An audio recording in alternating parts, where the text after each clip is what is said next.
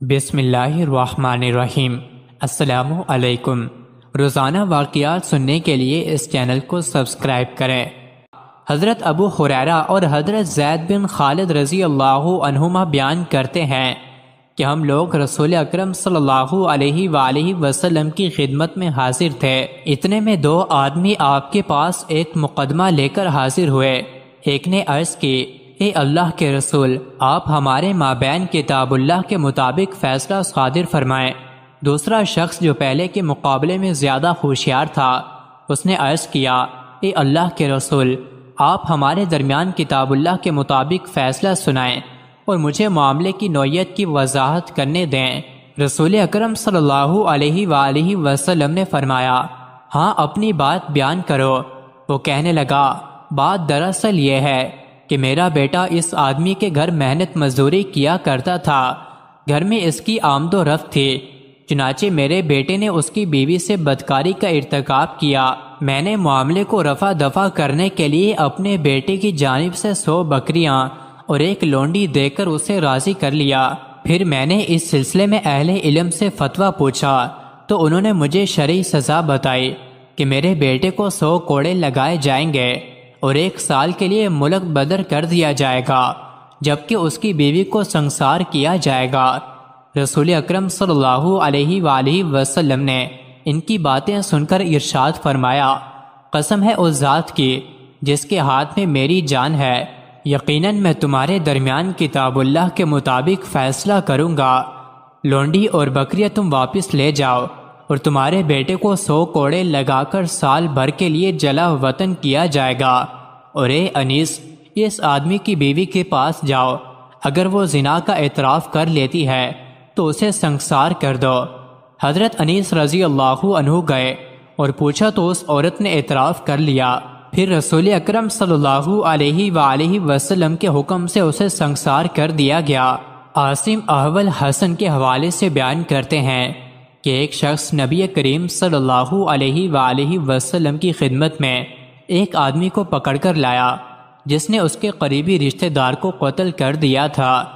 نبی کریم صلی اللہ علیہ وآلہ وسلم نے مقدمہ سننے کے بعد فرمایا، کیا تو دیت لے گا؟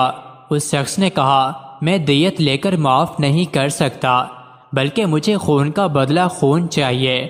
نبی کریم صلی اللہ علیہ وآلہ وسلم نے فرمایا، کیا تو قاتل کو معاف کر سکتا ہے؟ اس نے کہا، نہیں۔ نبی کریم صلی اللہ علیہ وآلہ وسلم نے فرمایا، اسے لے جاؤ اور قتل کر دو۔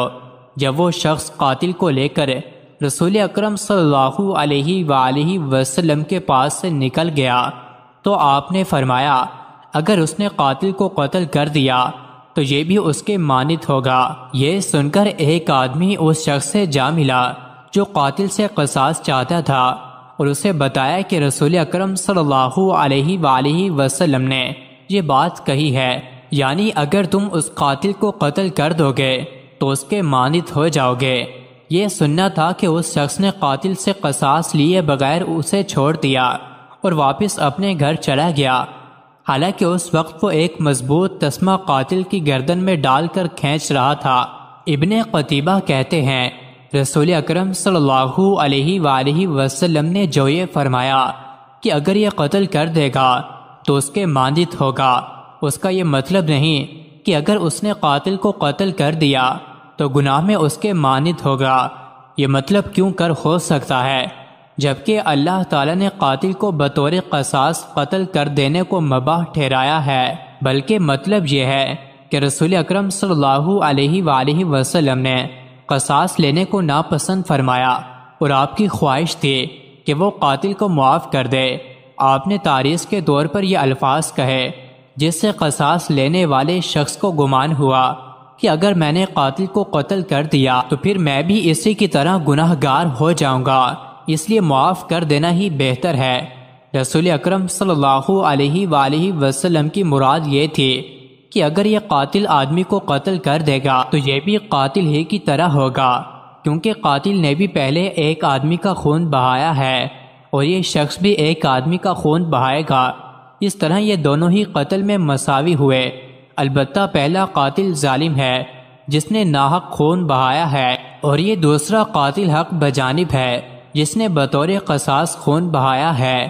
رسول اکرم صلی اللہ علیہ وآلہ وسلم نے اس طرح کئی مقامات پر تعریض الفاظ استعمال کیے ہیں۔